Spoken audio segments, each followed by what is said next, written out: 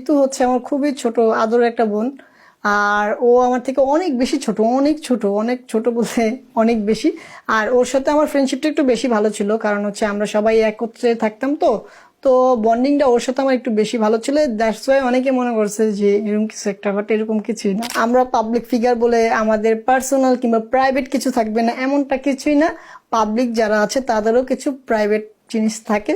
তো ওইটাও আমাদের একটা প্রাইভেট জিনিস। তো আমি ওই বিষয়টা না বলাটাই বেটার ফিল করি। ইনশাআল্লাহ আল্লাহ যেদিন চাবে অবশ্যই আপনারা দেখতে পারবেন। মূল কারণটা হচ্ছে যে ভুল বুঝাবুঝি আমার দোষ ছিল। অনেকের সবাই মানে সবারই দোষ মিলে আজকে এই অবস্থা, এই ফাটলটা আজকে সবার কারণেই। ধরেন ওই যে স্যান্ডি শাহর ভূমিকাটা আপনারাই পালন করবেন।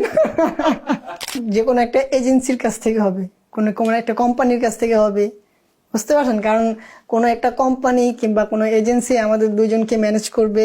ম্যানেজ করার পরে দেন হচ্ছে ওইভাবে আমাদের কাজটা হবে। এর জন্যই বলেছি যে আল্লাহ যেদিন চায় সেই দিনই হবে।